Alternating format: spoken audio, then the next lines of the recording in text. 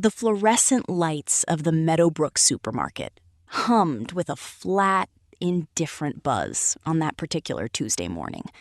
The kind of gray, brittle cold that settled into New England in early November and refused to leave.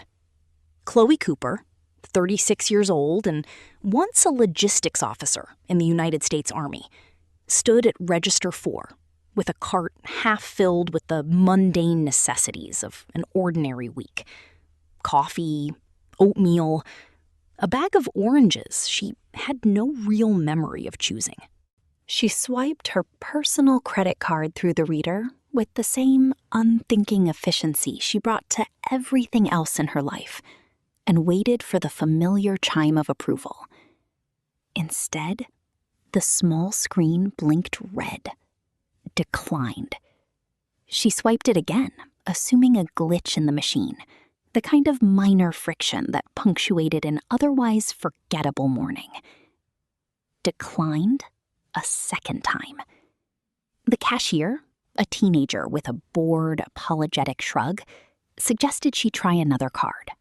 Chloe did not flush with embarrassment or fumble through her wallet in a panic.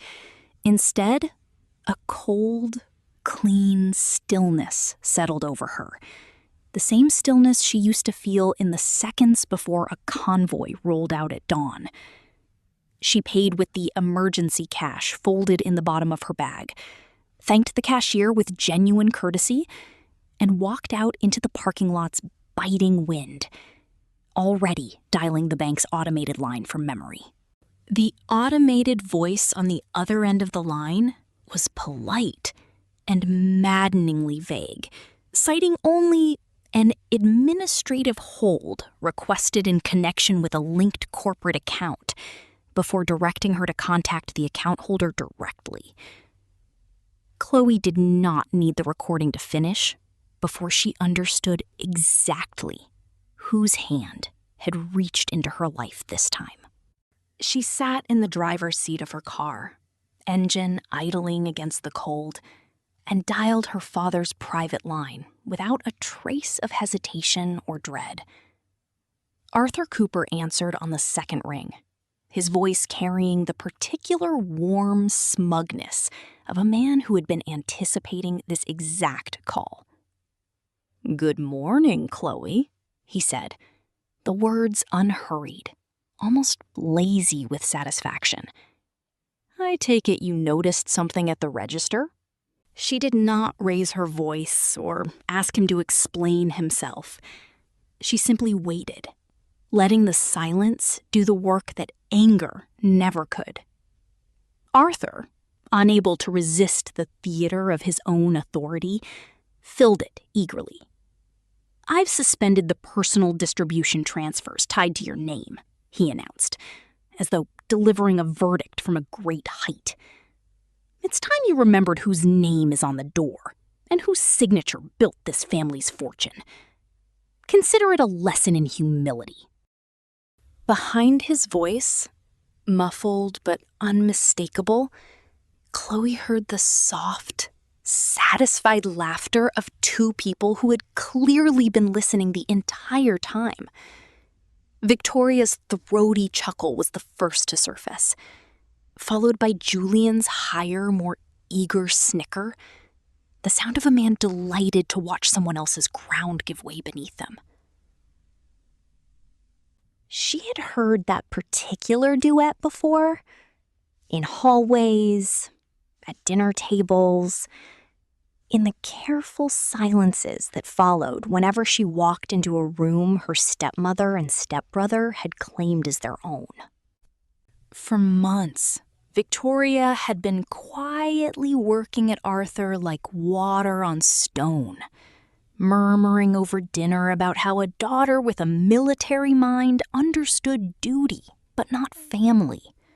How a son, even one who had never finished a single semester of business school, deserved his rightful seat at the head of the table.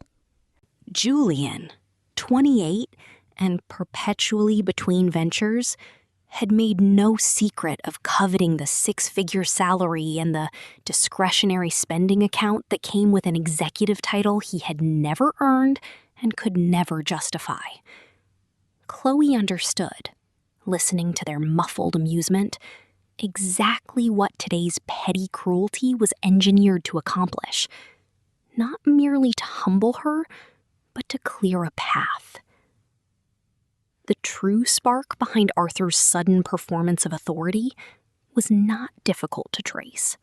Just 1 week earlier, in her capacity as Chief Operating Officer, Chloe had flatly refused to authorize Julian's reckless real estate acquisition scheme, a deal riddled with undisclosed liabilities and questionable zoning shortcuts that would have exposed Cooper Global Logistics to catastrophic legal liability. She had said no, plainly, in a conference room, in front of witnesses, without apology or softening. Arthur had taken her refusal not as sound judgment, but as a personal insult to his authority, a public reminder that his daughter's competence had quietly eclipsed his own. He had convinced himself, in the comfortable delusion of a man who had never once been told no and made to live with it, that cutting off her personal income would bring her to her knees, weeping, apologizing, begging to be let back into the family's good graces.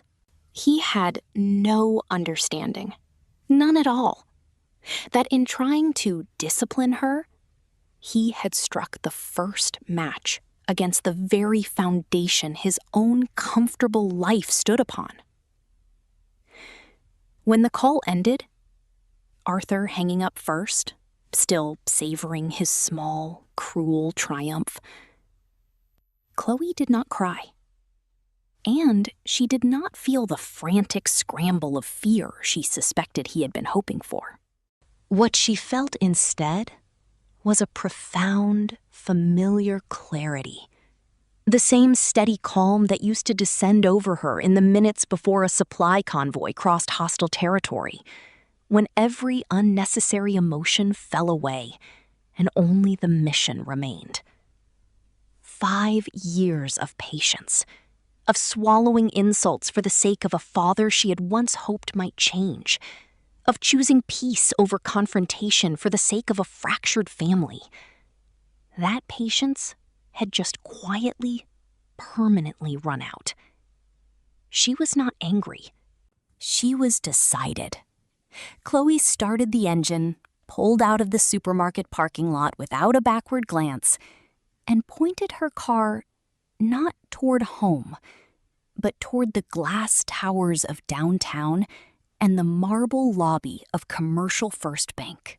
The glass doors of Commercial First Bank parted with a quiet, hydraulic hum as I stepped out of the biting November wind into the marble-floored lobby. I did not wait in the main queue, but walked deliberately toward the glass-fronted executive suite located at the quiet rear of the building. Mr. Robert Henderson, the senior commercial bank manager who had overseen our corporate accounts for over 20 years, was sitting at his mahogany desk reviewing files. He had witnessed every phase of Cooper Global Logistics, from its early glory days under my mother to the precarious brink of total insolvency 5 years ago. When he looked up and saw me standing in his doorway, his warm, accustomed smile quickly shifted into a look of sharp, professional concern. "Chloe, what's happened?" he asked, standing up immediately to pull out a leather armchair for my use. "You look like you're on a military operation." "Arthur just canceled my executive credit access," I said calmly, taking a seat and resting my hands in my lap without any visible distress. "He thinks he's cutting off my allowance." Mr. Henderson stared at me, blinking in utter, unvarnished disbelief as the full reality of my words settled into the quiet room between us. He did what? The banker murmured, his jaw tightening slightly. Is he completely out of his mind? Does he not remember how those master accounts are actually structured? I offered a faint, stoic smile, knowing that my father's vanity had finally blinded him to the very legal foundations holding up his lavish lifestyle. I reached into my structured leather briefcase and pulled out a thick, bound binder containing the original master trust agreements and debt restructuring deeds executed 5 years ago. When I left the Army, Cooper Global Logistics was barely 6 months away from total insolvency, bleeding cash from catastrophic investments and terrible executive oversight. I didn't merely work 80-hour weeks to fix the operational supply chains. I invested my late mother's entire inheritance directly into absorbing and restructuring the firm's toxic debt. In his desperation to avoid public bankruptcy and preserve his precious reputation, Arthur had eagerly signed every single page of those legal documents without reading the fine print. He was so blinded by relief and eager to return to his golf games and award banquets that he treated the paperwork as a mere formality. I need you to pull up the primary master account structures, Mr. Henderson, I said, placing the open binder directly in front of him on the polished desk. It is time to officially enforce the covenants. Mr. Henderson put on his reading glasses, adjusted his chair, and opened his secure terminal to access the primary commercial accounts holding our entire operational network together. He leaned closer to the screen, his fingers flying across the keyboard as he brought up the master security agreements tied directly to the Cooper name. The undeniable financial reality buried within the database was about to resurface, exposing Arthur's reckless arrogance to the full weight of the law today. The legal and financial truth was startlingly simple, yet entirely devastating to anyone who dared to challenge the master trust structure. The executive credit cards Arthur had so triumphantly canceled at the grocery store were not drawn from his corporate operating revenue or personal holdings. They were secondary sub-accounts funded directly by my primary master trust, a trust that held the primary lien over every single asset, bank account, and commercial property owned by Cooper Global Logistics. In his petty rush to put me in my place and assert his patriarchal dominance, Arthur had not cut off my access to his wealth. He had unwittingly severed his own access to mine, triggering an automatic security mechanism embedded deep within the primary credit facilities. Mr. Henderson looked up from his glowing screen, his face a mixture of professional awe and profound shock as he realized the magnitude of Arthur's blunder. Chloe, if we execute these default covenants today, your father's primary executive accounts will be frozen instantly, Mr. Henderson explained softly, meeting my eyes. He won't even be able to approve routine payroll or access his personal expenditure lines. He chose this battlefield, Mr. Henderson, I replied, without a single moment of hesitation or emotional regret. Arthur believed money was a whip to discipline his daughter. He needs to learn that honor is the only true currency that lasts in this life today. His reckless behavior had forced my hand to restore absolute balance. His reckless vanity had completely blinded him to the legal realities of his own company, leaving him entirely exposed. I did not ask Mr. Henderson to freeze anything out of spite. nor did I rely on any loophole or technicality that could later be challenged in court. I asked him to pull up the management covenant clause, buried on page 40 of the original agreement. The clause Arthur had signed without reading. The one that classified any unilateral interference with the trust's designated income distributions as a formal event of default. With quiet precision, I filed the notice of default directly through the bank's legal channel, triggering the trust's contractual step-in rights. The legal authority, held entirely by me as trustee, to take direct protective control of the accounts the moment a default was declared. There was no gray area to argue, no ambiguity for a lawyer to exploit later. Arthur had built his own trap 5 years ago in his rush to save face, and today he had stepped into it with his eyes wide open. "Do it," I instructed clearly, my voice carrying the absolute quiet authority of a commander issuing a necessary operational directive. Revoke his signature authority across all primary credit facilities, freeze the secondary corporate cards, and halt all automatic transfers to his personal expenditure accounts immediately. Mr. Henderson nodded grimly, accepting the weight of the moment, and entered his administrative security credentials into the secure banking terminal. With a few precise keystrokes, the legal covenants were formally executed, and the financial lifeline holding up my father's lavish lifestyle officially snapped shut. The system processed the order instantly, placing an ironclad institutional freeze on every credit line, corporate account, and discretionary fund tied to Arthur Cooper's name. 5 years of silent sacrifice, quiet endurance, and unappreciated labor culminated in those few seconds of digital enforcement.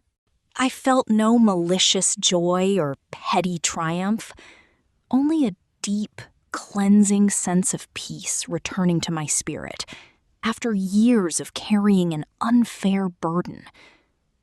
I was no longer protecting a father who viewed me as a mere servant, but standing up for my mother's memory and the integrity of the business I had rebuilt.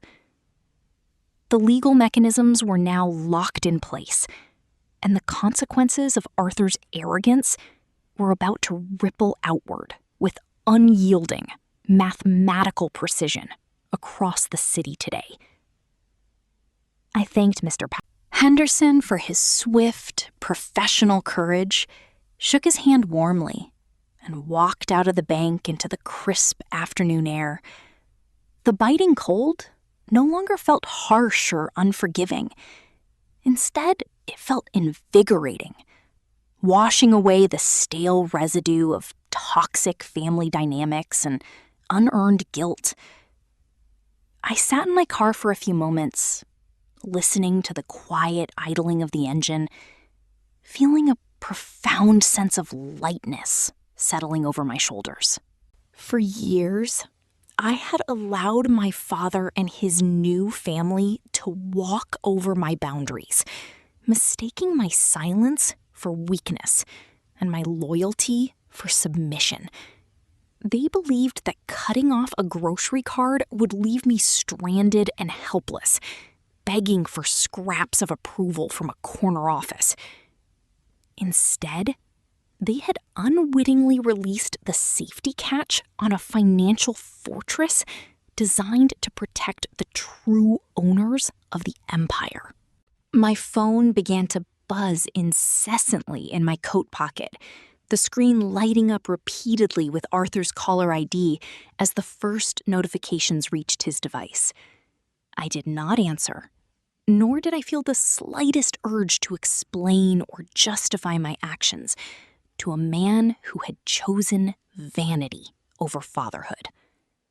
I placed the phone quietly on the passenger seat, put the car in drive, and prepared for the final decisive board meeting scheduled for 2 o'clock today.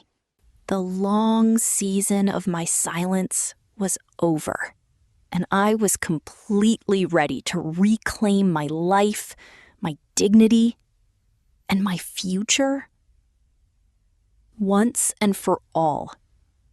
Today, 10 miles away from the quiet executive suite at Commercial First Bank, Arthur Cooper was sitting at a prime corner table inside an ultra-exclusive downtown steakhouse.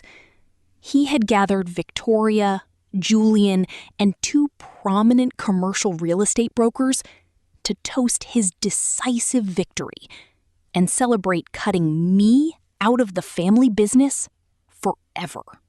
The atmosphere at the table was thick with self-congratulatory laughter and excessive grandeur as Arthur held court, thoroughly enjoying the obsequious nods and flatteries of his companions. They ordered $500 bottles of vintage wine and aged prime cuts, with Julian boasting loudly about his ambitious, unearned visions for my former operations department. Arthur beamed with patriarchal pride, convinced that his harsh disciplinary lesson had brought his stubborn daughter to her knees in desperate, weeping submission. Victoria smiled coyly, sipping her sparkling champagne while silently calculating the sudden influx of unmonitored corporate funds that would soon flow directly into her personal accounts. When the opulent meal finally concluded, Arthur signaled the waiter with a regal wave of his hand, relishing the visible admiration and respect of his guests around the white table. He casually pulled his sleek platinum corporate card from his leather wallet and tossed it onto the silver tip tray with practiced, arrogant indifference. He sat back, adjusting his silk tie and expanding his chest in victory, completely unaware that the golden foundation supporting his public theater had already dissolved into dust. His absolute self-assurance was about to collide violently with an unyielding reality he had failed to comprehend, proving that even a titan's confidence can rest on nothing sturdier than other people's silence. A few agonizing minutes passed before the head waiter returned to the table, his posture unusually stiff and his expression a polite blend of professional awkwardness and quiet concern. He leaned down discreetly toward Arthur, speaking in a muted, careful tone that barely carried across the quiet dining room. "I apologize for the inconvenience, sir, but your card was declined by the processing network." Arthur chuckled dismissively, waving his hand in the air as if brushing away a minor, annoying fly that dared to interrupt his grand view. "That's absurd," Arthur scoffed loudly, ensuring the real estate brokers heard his total indifference to such a trivial glitch. "It's just a routine banking glitch or a minor terminal error." He reached back into his leather wallet and handed over his secondary corporate card, offering a reassuring, confident smirk to his suddenly uneasy guests sitting around the table. The waiter retreated quietly to the register, leaving an uncomfortable, lingering silence hovering over the polished glassware and half-empty plates. When the waiter returned 2 minutes later, with the exact same embarrassed look, Arthur's polite, aristocratic facade began to crack, revealing a sharp, ugly undercurrent of irritation. "Declined again, sir," the waiter whispered softly, handing back the useless piece of shiny plastic to the stunned executive. Arthur's face flushed a deep crimson as a sudden surge of panic flickered in his eyes, instantly destroying his carefully cultivated aura of supreme financial invulnerability and authority. The arrogant certainty that had carried him through decades of corporate leadership dissolved into a cold, terrifying wave of helpless, absolute bewilderment before he could even begin to guess at its cause. Sensing the sudden, dangerous shift in atmosphere, Victoria quickly opened her designer handbag and pulled out her own corporate card, sliding it across the silver tray with urgency. "Use mine," she insisted, with a forced, elegant laugh, attempting to smooth over the humiliating moment before the influential real estate brokers. "It's clearly just an isolated technical system error." The waiter took the card, swiped it through the portable terminal, and immediately shook his head with an apologetic, firm sigh. "Declined as well, ma'am. I am truly sorry." Julian, desperate to save face and demonstrate his newfound executive status, pulled out his personal allowance card with a dramatic flourish and handed it over with arrogance. "Declined." Every single piece of plastic tied to the Cooper name across all corporate accounts had been rendered completely worthless in a matter of seconds. A heavy, suffocating silence descended over the table as the two real estate brokers looked down at their cloth napkins, visibly uncomfortable and eager to leave the scene.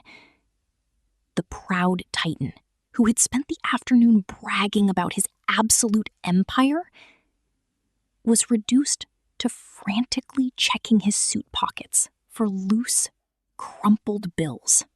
Arthur was forced to scrape together scattered cash and personal checks from his wallet just to cover the steep restaurant bill under the embarrassed gazes of the staff.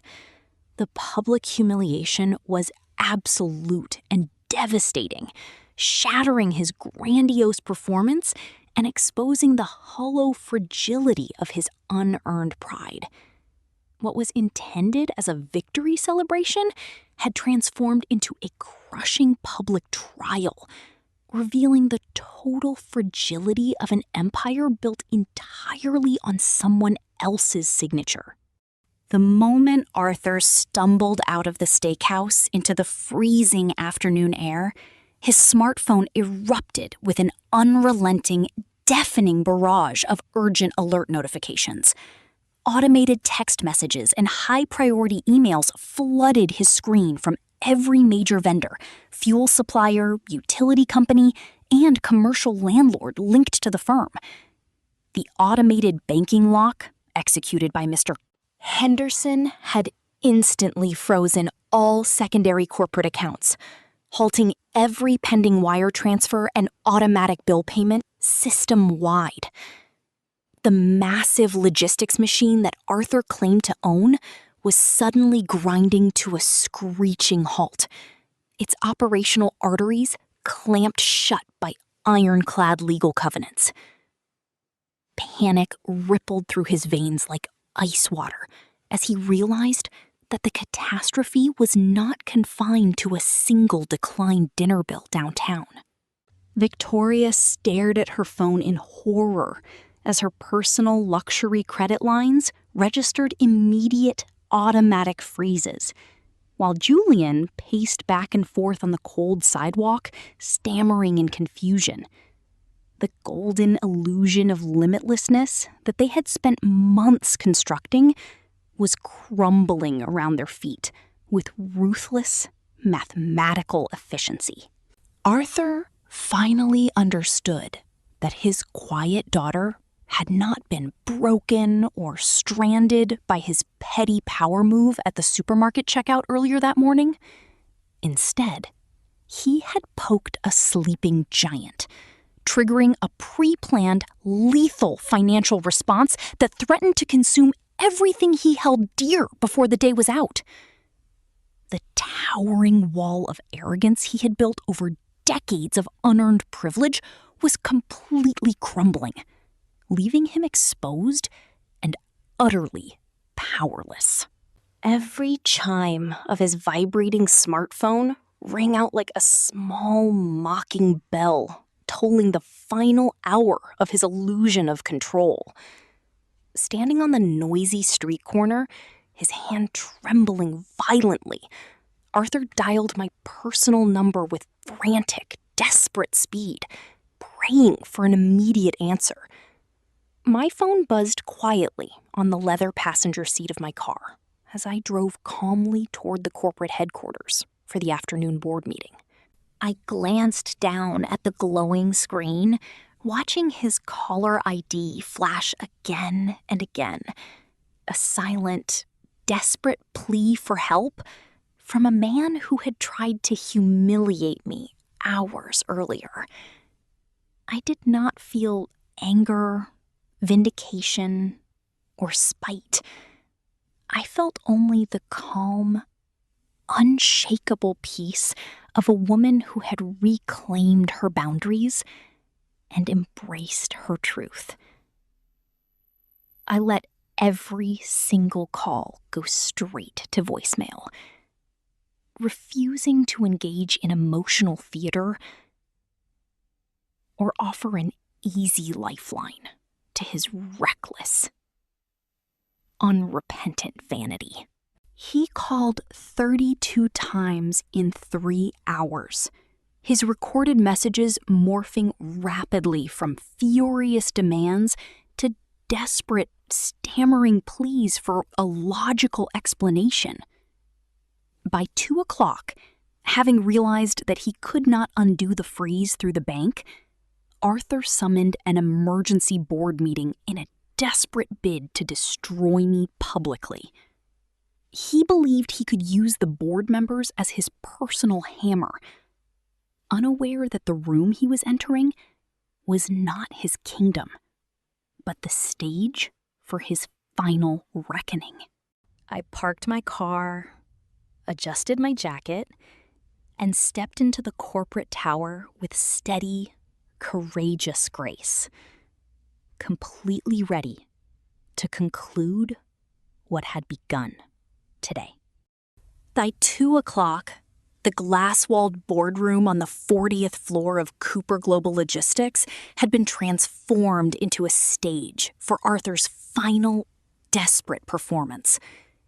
He had summoned the firm's 4 senior board members, men and women who had sat quietly through 2 decades of his leadership without ever once being asked to choose a side, with a tone of such barely restrained fury that none of them had dared decline. The air in the room felt thick and overcharged, the kind of stillness that precedes a genuine storm rather than accompanies one. Arthur sat at the head of the long mahogany table, his face still blotched with the humiliation of the afternoon, flanked on either side by Victoria and Julian, who had rushed straight from the restaurant, still dressed for a celebration that had curdled into disaster. He intended to use this room and the quiet authority it had always lent him as a blunt instrument. One final swing before the ground beneath him gave way entirely. When Chloe walked through the double doors precisely on time, composed and unhurried, Arthur rose so abruptly that his chair scraped hard against the polished floor. He slammed his open palm down onto the table with a crack that echoed through the glass room. "You will explain to this board exactly what you have done to sabotage this company's financial systems," he thundered, his voice cracking with a fury that betrayed more panic than command. "Effective immediately, you are stripped of the title of Chief Operating Officer, and your security credentials are revoked." Victoria's mouth curved into a thin, satisfied smile, and Julian straightened his tie with the practiced smugness of a man who believed the throne was already his. Chloe said nothing. She walked to the center of the room and stood there, hands loosely at her sides, utterly unmoved, the way a soldier stands still under artillery fire because running would be the greater danger. The heavy glass door opened again before Arthur could enjoy the silence he had commanded. Marcus Vance, outside counsel to the trust, entered first, followed closely by Mr. Henderson, each carrying a thick, tabbed binder of documents. Chloe let the moment breathe for exactly as long as it needed to. "You cannot terminate me, Arthur," she said at last, her voice level, cold, and utterly without malice. The voice of someone reading a verdict rather than delivering a threat. Because under this company's own articles of incorporation, you are not, and have not been for 5 years, its controlling owner. The words landed in the room like a dropped stone into still water. Arthur's mouth opened, but nothing came out. The board members exchanged uneasy glances, sensing for the first time that the ground they stood on might not be as solid as they had assumed. Marcus Vance distributed the forensic audit report to each board member in turn. The thin stack of paper suddenly heavier than its weight suggested. The findings were laid out in clean, damning language. For the better part of a year, Arthur had quietly siphoned hundreds of thousands of dollars in corporate funds into Victoria's personal accounts and had authorized undisclosed, unsecured advances to cover Julian's mounting personal debts. Each transaction a direct violation of his fiduciary duty to the company and its shareholders. The senior board members read in silence, their expressions shifting from confusion to a controlled, professional alarm, the look of people quietly calculating their own legal exposure. Victoria's carefully composed face flickered for the first time that day. Julian stared down at the page as though the numbers might rearrange themselves if he looked hard enough. Chloe let the silence hold before delivering the final, unassailable fact.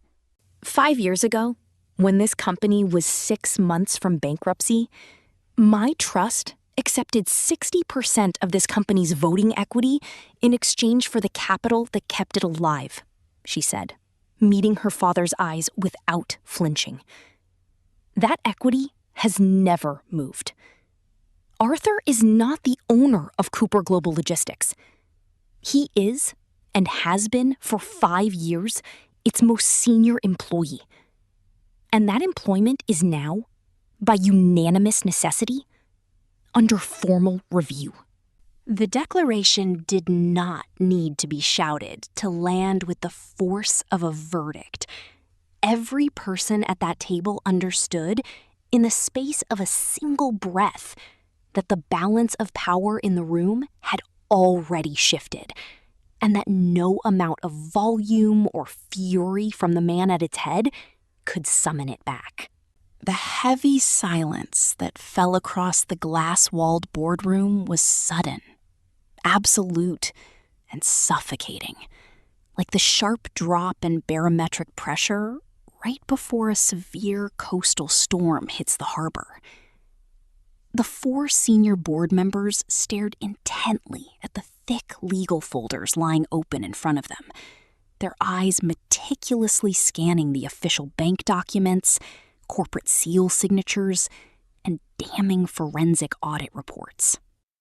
As the undeniable legal realities sank deep into their minds, their initial anxiety rapidly transformed into sharp professional clarity, and one by one, they turned away from Arthur with cold, decisive detachment.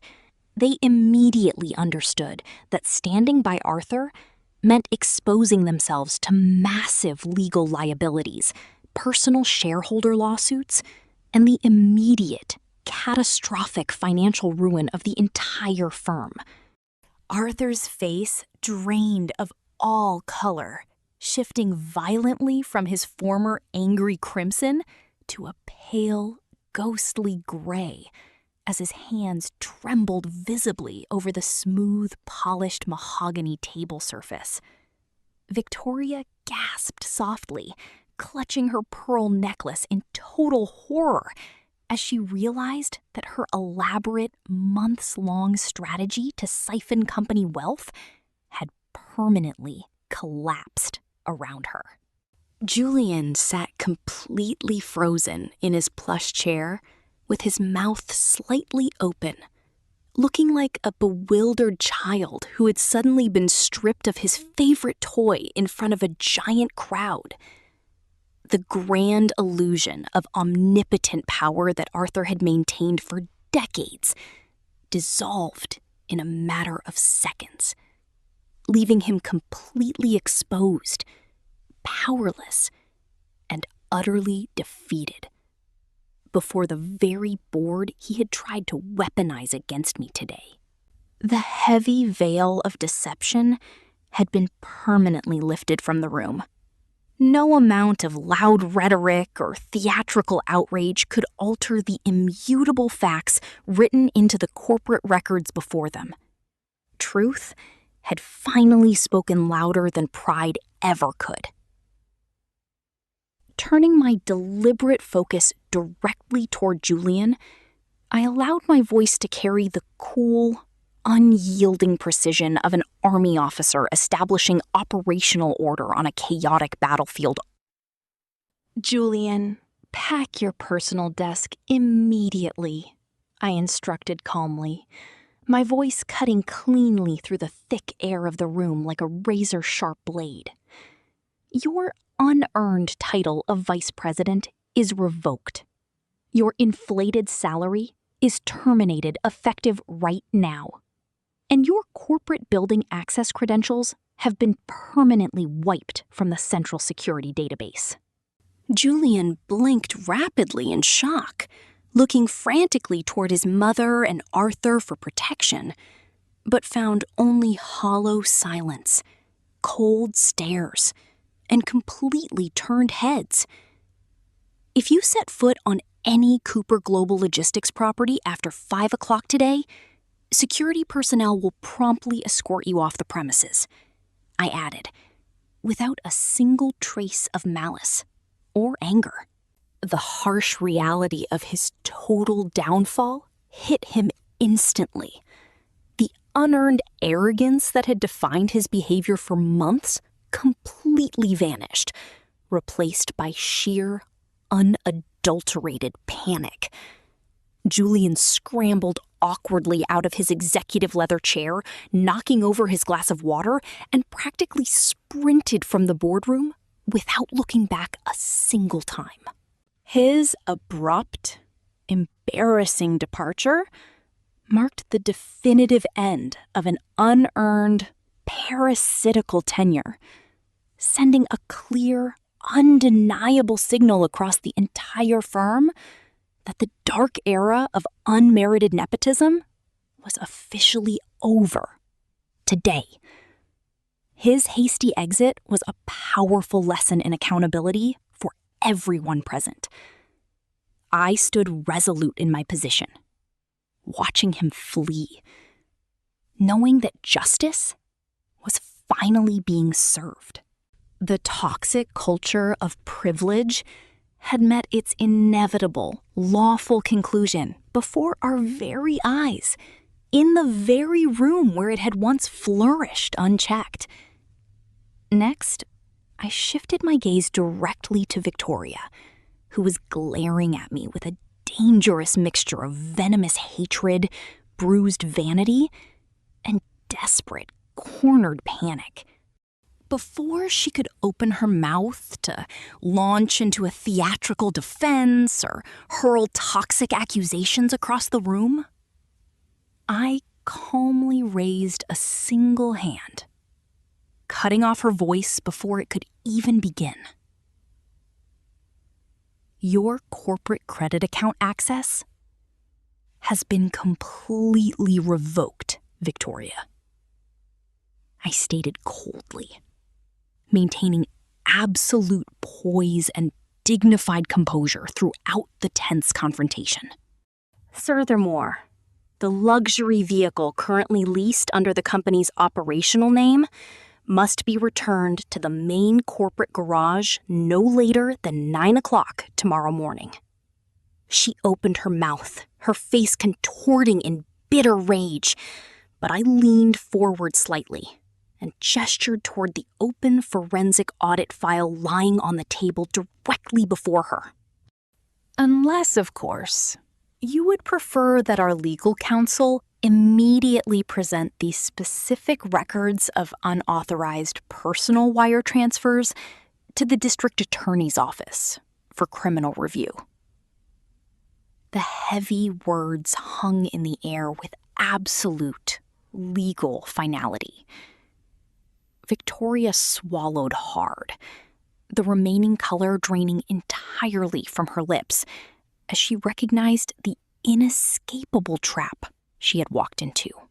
She snapped her designer purse shut with a sharp, echoing click, stood up with forced dignity, and quietly exited the room, leaving her broken husband to face the heavy consequences alone today.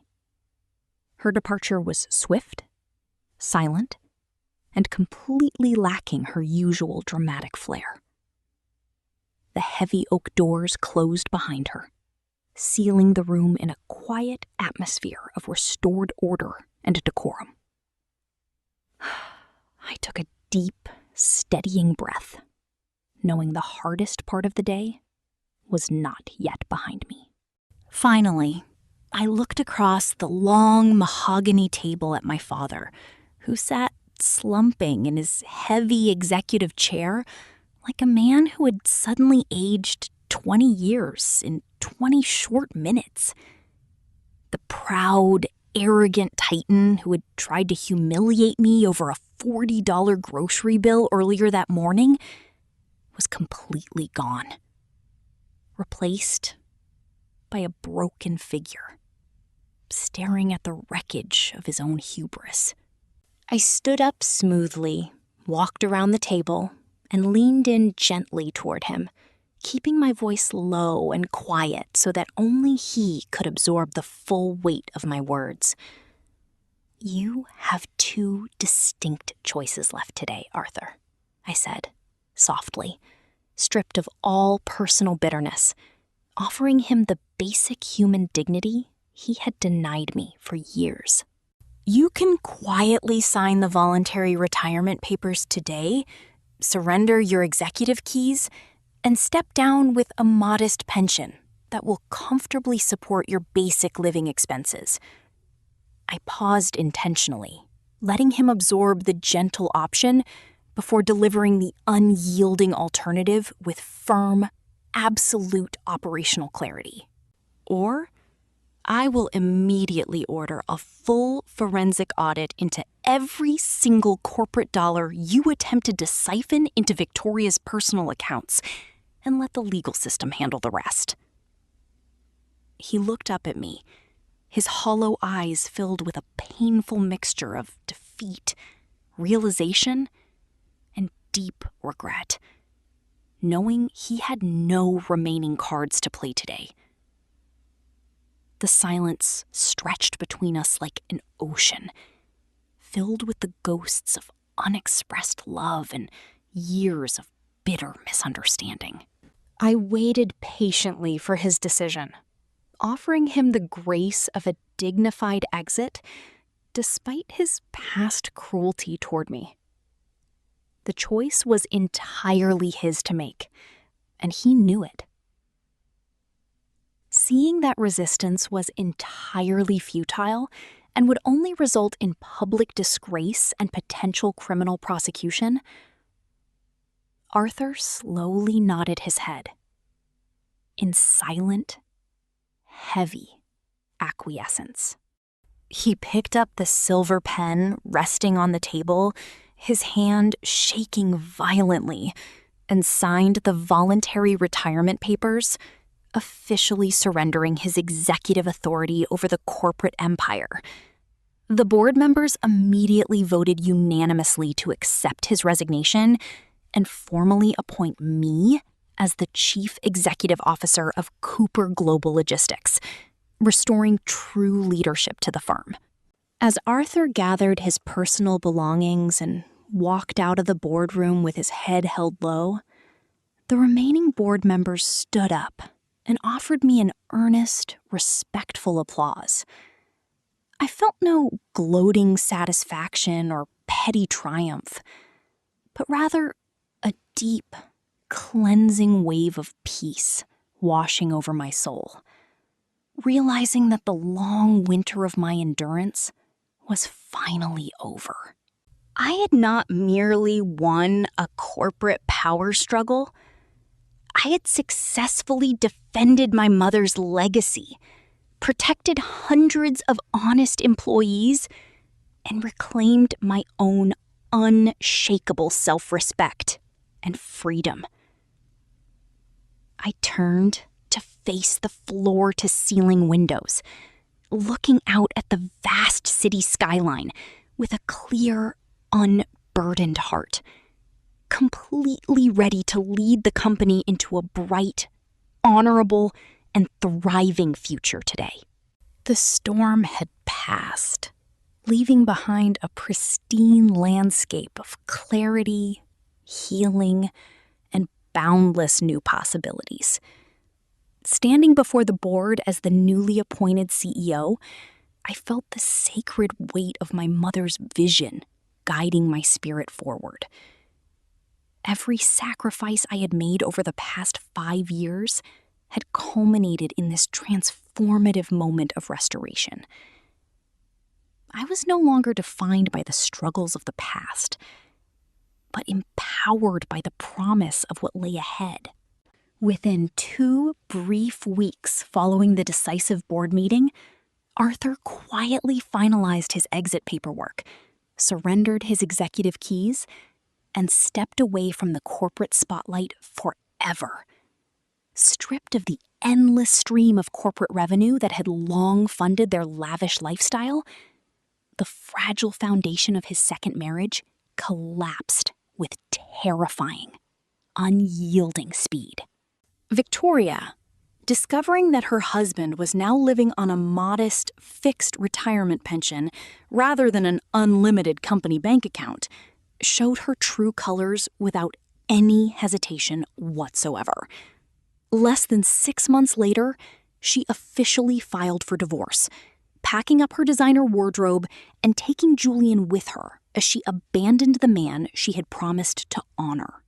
Julian returned to his familiar cycle of failed ventures and aimless wandering, devoid of the unearned executive title and 6-figure salary he had briefly believed was his birthright.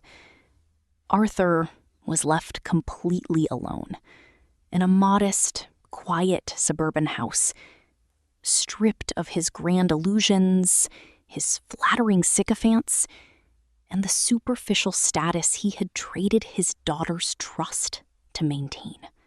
The toxic web of manipulation, greed, and superficial posturing that had threatened to destroy our family legacy had vanished into thin air, exposing the hollow nature of relationships built entirely on money. Yet, in that painful, isolated solitude, the first fragile seeds of genuine self-reflection began to take root in Arthur's weary, aging soul. He was forced to confront the quiet wreckage of his pride, realizing that the people he had championed had abandoned him, while the daughter he had tried to break had granted him mercy today. Assuming full executive command as chief executive officer, I initiated a comprehensive, principled overhaul of Cooper Global Logistics, infusing the entire firm with sharp military discipline and absolute ethical clarity. I dismantled the bloated executive perks, eliminated padded budgets, and established a transparent corporate structure where professional advancement was earned solely through true personal character, dedication, and measurable performance. The toxic culture of corporate favoritism, political backstabbing, and unearned privilege was completely replaced by a deep, shared commitment to operational excellence, mutual respect, and absolute financial integrity. Our warehouse staff, freight drivers, and logistics coordinators, the hard-working individuals who formed the true backbone of the company, finally felt valued, heard, and fairly compensated for their daily labor. Under structured, steady leadership, our supply chain networks flourished, securing major commercial contracts and expanding into international freight corridors with unprecedented profitability and operational efficiency. We proved to the global industry that a business does not need to compromise its ethical soul or exploit its workers to achieve extraordinary financial success in a competitive market. Every morning, as I walked through the bustling headquarters, I greeted our dedicated team members by name, taking immense pride in the vibrant, thriving workplace we were building together. The company was no longer a personal piggy bank for an arrogant patriarch or a stage for toxic family drama, but a shining beacon of corporate responsibility, stability, and enduring strength. We had reclaimed our operational purpose, turning a near-bankrupt firm into a thriving, honorable enterprise that served as a testament to the transformative power of quiet discipline and integrity today. On a crisp, golden afternoon in late October, I drove out to the quiet suburban neighborhood to visit my father in his modest, sunlit home. I found him sitting peacefully on his back porch, watching red and amber leaves drift slowly across the small green yard, his hair silvered and his posture softened by quiet, honest contemplation. As I stepped gently onto the wooden deck and sat down beside him, there was no longer any need for defensive armor, bitter rhetoric, or unresolved emotional tension between us. Arthur looked at me for a long, quiet moment, his weathered eyes reflecting a deep, humbled clarity that I had never seen during his loud years in the executive corner office. I spent so many decades chasing the empty applause of strangers, Chloe, that I became completely blind to the true value of what stood right in front of me, he admitted softly, his voice trembling slightly with genuine, heartfelt emotion. I failed you profoundly as a father. Yet you stepped in with grace and saved everything I nearly destroyed with my own foolish vanity and reckless pride. He reached out with a trembling hand and gently placed it over mine, offering a sincere, unprompted apology that felt like a quiet, healing balm over long years of silent emotional wounds. In that peaceful, sunlit afternoon moment, the heavy shadows of our troubled past dissolved completely, replaced by a profound, mature grace that allowed us to reconcile deeply as father and daughter today. The journey toward reconciliation had not been easy, but it proved that forgiveness is the ultimate key to true peace. Returning to my executive office at the corporate headquarters later that evening, I walked over to the mahogany desk and stood before a framed photograph of my late mother. Her radiant, gentle smile looked back at me through the crystal glass, illuminating the quiet room with the enduring, sacred spirit of her unconditional love and timeless wisdom. When I hung up my army uniform 5 years ago, I made a silent, solemn vow to protect her life's work from being swallowed by reckless greed, vanity, and executive incompetence. Looking out at the thriving, bustling logistics enterprise operating below, a deep, cleansing wave of emotional relief and quiet joy washed over my entire spirit. I knew that her cherished legacy was finally secure, anchored firmly in a fortress of ethical leadership, institutional stability, and unshakable operational integrity for generations to come. The heavy sacrifices I had made, the endless 80-hour work weeks, the personal financial risks, and the long seasons of silent endurance had all borne magnificent, lasting fruit. Her memory was no longer tarnished by the threat of public bankruptcy or corporate dishonor, but elevated into a living sanctuary that nurtured hundreds of hardworking families across the nation. I offered a faint, grateful smile to her portrait, feeling her presence close, knowing that I had fulfilled my promise with honor, dignity, and absolute devotion.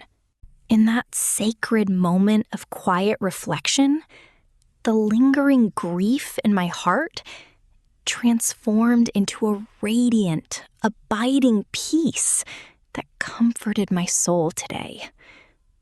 I turned back to my work with a heart overflowing with gratitude and purpose. Every challenge I had faced had served a higher purpose, forging me into the leader I was born to be for this company. This transformative journey taught me that true power is never defined by loud assertions of authority, theatrical displays of wealth, or the desperate urge to dominate others from a corner office. Real power is the quiet, unyielding discipline to guard what you have built with your own hands, the courage to enforce healthy boundaries against toxicity, and the wisdom to walk with deep humility. It is the quiet, steady strength that chooses honor over vanity, patience over anger, and principled resilience over petty retaliation in the fate of deep, personal injustice. When life tests our resolve, we do not need to shout to be heard or compromise our core integrity to prevail over those who seek to diminish or exploit us. By standing firm in our truth, protecting our sacred boundaries, and allowing our steady actions to speak far louder than empty words, we reclaim our autonomy and restore natural balance to our lives. The long, grueling season of struggle, misunderstanding, and silent sacrifice was officially behind me, giving way to an enduring dawn of absolute clarity, noble purpose, and profound fulfillment. I stepped away from the window and returned to my desk, my heart unburdened, whole, and deeply healed, ready to write the next chapter of my life with faith, courage, and inspiration. The empire was fully restored, my mother's legacy was honored, and I was finally living in absolute alignment with my highest self today. True success is not measured by the battles we win against others, but by the peace we establish within ourselves. With a clear vision and an unshakable spirit, I stepped forward into a future filled with infinite possibilities, hope, and lasting joy.